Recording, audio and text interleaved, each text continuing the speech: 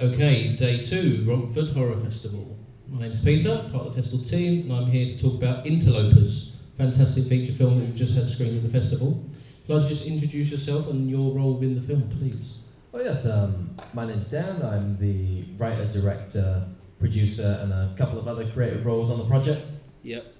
Catering you mentioned already? Well, go on, for say the whole catering, list, go on. Writer, director, producer, editor, Yep. cinematographer, composer, actor, voice actor, but caterer, I was not. Okay. So I made a joke. So This man.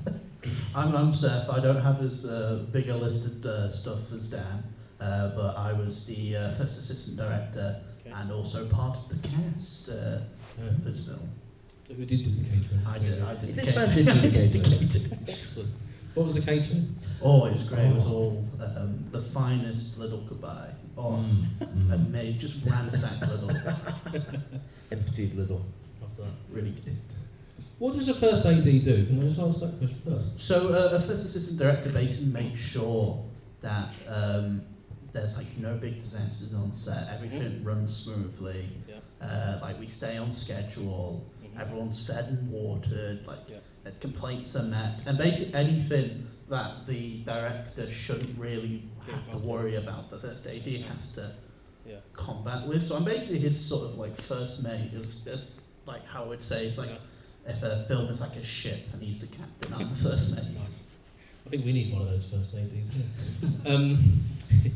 So, Dan, how did the film come into being in the first place? What was your inspiration? So we just completed our filmmaking bachelor's, and the question came up of, well, maybe we should give a feature film a go. It felt like the next logical step. And so the form of the film is defined by its limitations. We figured we try and take the limitations of a £6,000 budget. That was the maximum amount of cash that was spent on this project. And the plan was that because we didn't have much, we would take those limitations and try and turn them into strengths. So the reason it's a 3-part anthology is because we couldn't have cast on set for more than maybe 10 days. Because the idea was we couldn't really pay our cast, but what we could do for them is basically limit the ability, or limit the amount that this film might hinder them in terms of future projects. They're only going to be on set for 10 days. If anything else comes up, they can go and do it. And say if at any point the film, like say an actor drops out in the part or something like that, say, each part can kind of stand on its own 2 feet. So if we can't get the feature done, we'll at least have a decent short film by the end of it. Okay. We managed to save a lot by literally just filming it at our flats and stuff. Mm. And because we filmed it over a period of a few years, 2.5 years. 2.5 years, we moved flats about a couple of times, so it was just a lot easier. And then in terms of actually zombies, came about from a conversation where a friend just kind of mentioned, wouldn't it be interesting if we had a zombie talk? And that was that kind of connected to a couple of themes that I wanted to explore about self-control. The ability of who really, basically just in terms of who has power and whatnot in somebody's life, and just thoughts and feelings I had on that I wanted to express, and it just kind of filtered through into this film. So you mentioned the budget was what? Sorry, £6,000. £6,000. It's absolutely incredible you've made a feature film on that. We just had some feedback just before we rolled the camera, didn't we, about saying someone fed back that it was the best use of a low budget they've ever seen. So Nice and very lovely feedback. that must be great to hear, right? Yeah, it's honestly the fact that this film has an audience is magical. The fact that I can come out and do stuff like this, that when you start on a project like this, you really don't know how it's going to turn out. It's a complete Hail Mary. So to actually see people showing up for it is so awesome, and it's amazing to hear stuff like that. Yeah. If you had a bit more money, what would you have done differently? So, we focus on these very human stories because we can't show much of the action. And so, if we had a bit more budget, especially with the ending is asking a lot on the part of the imagination of the audience. Just, if you imagine the corners of a map being filled out, basically just all the stuff that you're imagining, we just kind of like a big tick box go through it. Like, you'd see more of this second generation revolution, basically more zombies is the big one, obviously. More and more zombies. And, I think we talked about more gore effects as well. Right. more gore, more violence, more splatter. all the fun stuff, I All the good suppose. stuff, yep. We're seeing the absolute most minimalist take on what is quite a large story.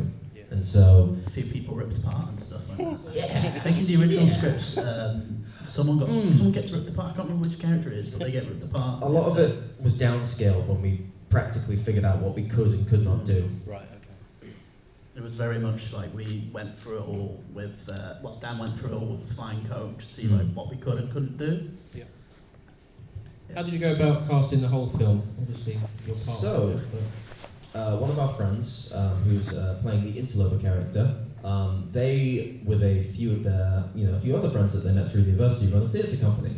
okay. And so we had access to a network of theatrically trained actors, and that allowed us to, maximize the performances of our characters, the depictions of the characters, and just led to the quality of the drama that we see in the production.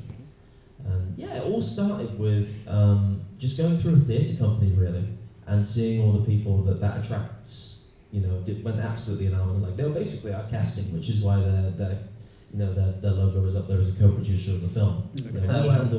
Farewell Theatre Company. We handled all of the creative and the technical, and they handled, the people really, our cast. when you see the film up there, what's the proudest moment that you have, or favourite shot even? You can answer either of those. I think, do you want to go first then? Me? So generally, it's normally the bit towards the end of the second part where we have a short gunfight between the interloper and the journalist character, and I think that works quite well. Plus, I think the music you made in that seems actually genuine. I really like that. It's like some of the best in the film, I think.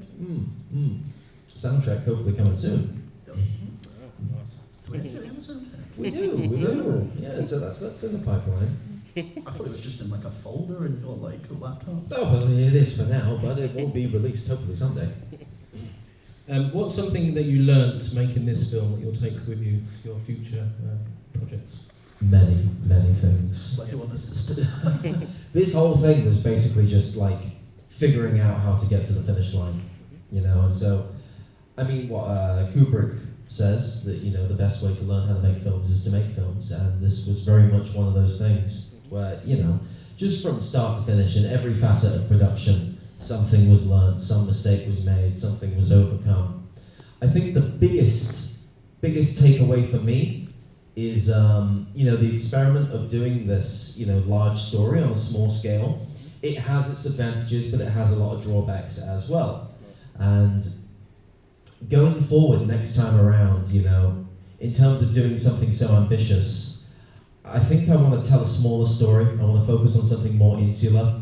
I want to really get the basics nailed before I attempt something like this again.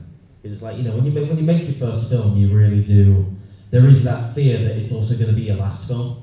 So you really want to make sure that the work that you've produced was at least emblematic of you in some way. Because the future's uncertain. You don't know whether you'll get another shot. So I chose the full expressive way. But now I've been through it, I can see the time will come again to make something new. So I think next time around, just trying something less ambitious. In terms of scope of narrative, obviously. In terms of production, more ambitious, but the actual size of the story, downsize it, make something more simple, really dive into characters. I think I learned quite quick on the job how to manage people, make sure that they all arrived on time, how to combat that. But I think one of the most important things I learned is that if you're filming on a really, really hot day, you need to listen to your first assistant director. Wear sun cream. So during the I picked a fight with the sun and lost. You did. So during the filming of the bit where the Ross's character. Ross's character, I forgot his name of the character. What's his character? Greg. No, he gets burnt alive. Oh, that's Steve. Oh yeah. Reese is the guy who plays Steve who gets burnt alive. Ross is the guy who plays Greg, who's supposed to watch. Yeah. But anyway, you get to put it alive. We filmed that the hottest day of the year, Yeah. quite by accident, and then picked a fight with the sun and lost. And for the rest of the car journey home, just complained about it the entire time. You know, complaining is light. Heat stroke is more accurate. And yes, you know, just make sure you look after yourself. Look on after set. yourself on set and like keep an eye on the elements, basically. Final question from me. If you were able to remake any horror film, which film would you choose? Good question. That is actually a very good one. What do you think? I'm trying to think. There's quite a few ones. Because we've seen an absolute metric ton of trash. Where we have, I'm going back for a more. I'm wondering. Oh, Chopping Mall's a good one. It's not a bad shout. It's not a bad shout. Because it's so close to being. It's so close to being a good film Okay. that I feel like but it needs like tweaking to actually make it great. Because it's got a great premise, as in killer robots in the mall. Robots as well. Mm. Okay, I wasn't expecting that. I was thinking just slasher in the mall, but No, it's the robots that slashes. Oh, okay. It's got a great head explosion. Mm. So I feel like more head explosions. Yeah. Nice. You know what? I don't think I could make it. But, you know, make quite an interesting remake. Somebody trying to do Begotten again. Okay. That would be a fascinating one. I don't know whether I would have the chops to do something like that. But that is such a bizarre movie that was made, what? I don't know when it was made, but it's made absolutely ages ago. It'd be interesting to see somebody take another crack at that story. Ooh, you know what's a good one? Horror Express. Have you seen that? It's with, I actually haven't it's seen with that. Christopher Lee and Peter Cushing, and it's basically the thing on a train. Oh yes, I've seen that. And that's, Yeah. I feel like remaking that would be a lot of fun. Yeah. That sounds pretty It's, tasty. it's a good premise, yeah. Yeah. Mm. Great. Guys, thank you so much for submitting your film. Congratulations on making, again, a great film on such a meagre budget, and a feature film like that is incredible. We've had shorts that cost 10 times your budget, so it's incredible. Thank you. Made that film. Thank you very much for having us. Thank you for coming. Have a round of applause, please, for our makers. Thank you.